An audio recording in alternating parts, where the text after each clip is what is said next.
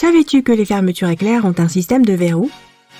Ou que les récipients alimentaires ont été conçus pour te faciliter la vie seulement si tu sais les utiliser correctement? Prépare-toi à découvrir les secrets qui se cachent derrière des objets du quotidien. Pourquoi certains avions ont-ils des ailes dont les extrémités sont tournées vers le haut? Lorsqu'un avion s'élève dans le ciel, l'air commence à tourner en spirale autour des extrémités des ailes. Cela peut provoquer ce qu'on appelle une traînée. Cela signifie que l'avion doit forcer plus pour avancer, car la traînée entraîne une résistance. Les extrémités relevées, ou winglets, réduisent la traînée que subit l'avion. Cela rend le trajet plus doux et plus efficace et améliore la stabilité de l'appareil.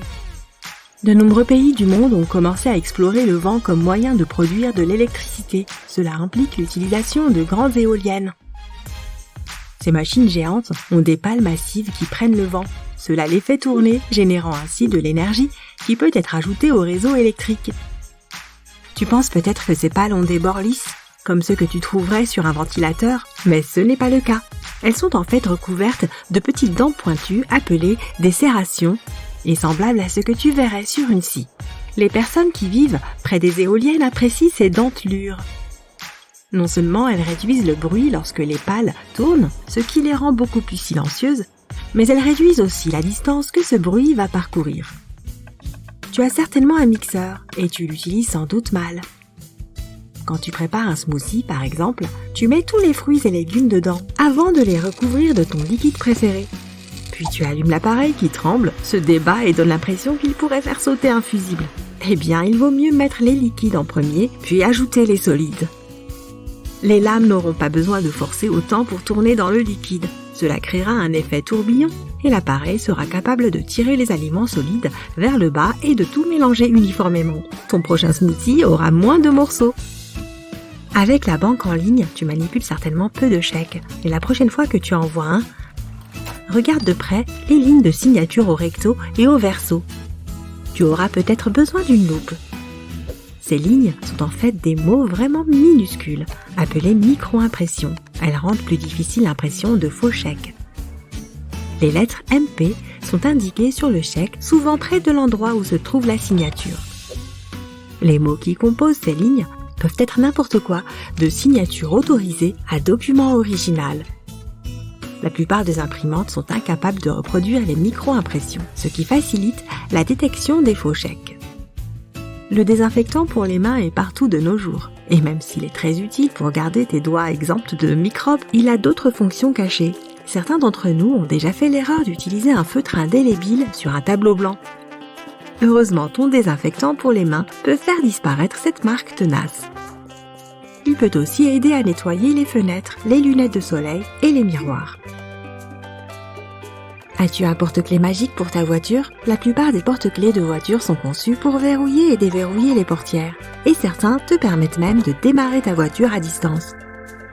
Mais il y a une fonction que certains porte-clés possèdent et que tu ne soupçonnes pas si tu ne lis pas le manuel. Et qui a le temps pour ça? Pour savoir si tu as un porte-clés spécial, maintiens le bouton de déverrouillage enfoncé pendant 2 secondes. Pour certaines marques de voitures, cela permet d'ouvrir les fenêtres et donc d'accéder à ta voiture s'il y a un problème avec le verrouillage, ou de laisser sortir l'air chaud par une journée d'été. Tu as peut-être remarqué un trou sur le côté du manche de certains stylos à billes. Ce trou est conçu pour égaliser la pression.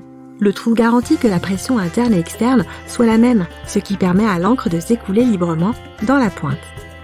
Si ces pressions étaient différentes, l'encre pourrait se coincer à l'intérieur, rendant le stylo inutile. Il y a aussi un trou en haut des bouchons de stylo. Il s'agit d'un développement récent, les fabricants l'ayant ajouté en 1991. Tout d'abord, cela aide à empêcher l'encre de sécher. Ensuite, cela garantit que si tu avales accidentellement le bouchon, il ne bloquera pas complètement tes voies respiratoires. Tu pourras toujours respirer tout en cherchant de l'aide. Mais pense peut-être à arrêter tout simplement de mâchouiller les bouchons. En parlant de trous, certaines chaussures sont conçues avec 2 trous supplémentaires ou œillets. Ils sont situés près de la voûte plantaire juste au-dessus de la semelle. Certains s'imaginent qu'ils sont là pour aider tes pieds à respirer et à limiter la transpiration et l'odeur qui en résulte. Mais en réalité, tu es censé les utiliser lorsque tu lasses tes chaussures. Ils te permettent d'obtenir un ajustement plus serré et réduisent les risques d'entorse à la cheville. Certaines personnes préfèrent boire du soda dans une bouteille en verre, arguant que le goût est meilleur. Que ce soit vrai ou non, la bouteille a une caractéristique de conception unique que la plupart des gens ignorent. Il s'agit de ce long cou effilé. La chaleur de ta main se transfère à la bouteille. Plus la surface de contact avec ta main est grande, et plus tu réchauffes le contenu à l'intérieur. Tu devrais donc plutôt la tenir par le goulot. Ainsi, ta boisson restera fraîche plus longtemps. Tu as faim? Qui n'aime pas un délicieux plat chinois à emporter? Et voici un scoop. Ces récipients en carton, dans lesquels la nourriture est livrée, peuvent en fait être transformés en assiettes. Commence par saisir les plis sur les côtés de l'emballage, écarte-les lentement, pousse les coins vers le bas pour aplatir la boîte. C'est idéal pour les plats de riz et de nouilles, mais pas tellement pour la soupe. Tu veux une autre surprise? Les récipients pour plats à emporter n'ont pas été inventés en Chine. Ils ont été créés en 1894 par Frederick Weeks Wilcox, un homme de Chicago. Il a appelé sa création « seau en papier » et s'est inspiré des origamis japonais. Alors que la nourriture chinoise gagnait en popularité en Amérique, ces seaux en papier étaient utilisés pour les plats livrés et à emporter et ont fini par être associés à ce style particulier de cuisine. Quand il s'agit de déguster un encas sucré ou un petit déjeuner, le donut est un choix très populaire, mais les gens s'interrogent souvent sur son trou central. Bien qu'il soit difficile de savoir qui a réellement inventé le trou dans le donut, certains en attribuent le mérite à un marin nommé Hanson Gregory. C'était en 1847 et Hanson n'avait que 16 ans. À l'époque, il travaillait sur un navire de commerce de chaux. Les beignets frits servis à bord étaient croustillants à l'extérieur mais pas assez cuits et pâteux à l'intérieur. Il a donc suggéré d'ajouter un trou au milieu, ce qui permettrait à la pâte de cuire uniformément. Le donut moderne était né. Avec tous ces beignets ingurgités, il sera peut-être un peu plus difficile de fermer ton pantalon. Heureusement, la plupart des fermetures éclairs ont maintenant un mécanisme de verrouillage, qui ressemble souvent à une petite épingle ou à une brosse. Il a été ajouté pour aider à garder la fermeture éclair en place. Lorsque tu positionnes la languette à plat le long des dents, les goupilles se bloquent et la fermeture à glissière ne peut plus bouger. Lorsque tu soulèves la languette, elle se déverrouille et tu peux facilement l'ouvrir et la fermer. Pourquoi les lettres des claviers d'ordinateur sont-elles dans un ordre aussi aléatoire? Cette caractéristique remonte à l'époque où l'on utilisait des machines à écrire. Au départ, les touches avaient simplement été placées dans l'ordre alphabétique. Mais de cette façon, les dactylos étaient capables de taper trop rapidement pour que la machine puisse suivre. Les leviers associés à certaines lettres se coinçaient entre eux. Le clavier QWERTY, qui est celui que les anglophones utilisent le plus, a été conçu pour ralentir la frappe et réduire les risques de taper deux touches qui pourraient se coincer ensemble. Les claviers QWERTY et AZERTY ne sont peut-être plus indispensables aujourd'hui, mais nous y sommes habitués. Maintenant, examine les touches F et J de ton clavier. Chacune d'entre elles a une petite bosse. Ce sont des barres de guidage et les touches F et J sont appelées touches de position. Elles ont été conçues pour t'aider à placer correctement tes doigts lorsque tu tapes sans les regarder. Cela permet la frappe tactile où tu utilises ta mémoire sensorielle pour te rappeler où se trouve chaque touche.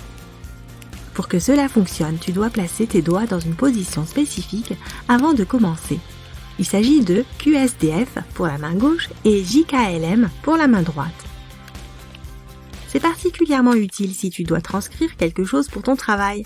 Tu peux lire l'original et le taper sans faire de pause pour regarder ton clavier. Même le corps humain a ses propres petits secrets, cachés à la vue de tous. Sur tes doigts, à la base de chaque ongle, il y a ce que l'on appelle une cuticule. Beaucoup de gens pensent que c'est juste un peu de peau supplémentaire et ils la coupent ou la taillent lorsqu'ils se font une manucure. Mais la cuticule est là pour protéger l'ongle d'une infection par des bactéries ou des champignons. En l'enlevant, tu laisses tes ongles exposés. Si tu veux vraiment obtenir l'apparence d'un ongle plus long, tu peux repousser doucement la cuticule vers la base de l'ongle. Elle pourra toujours faire son travail et tu pourras obtenir une belle manucure dont tu as toujours rêvé.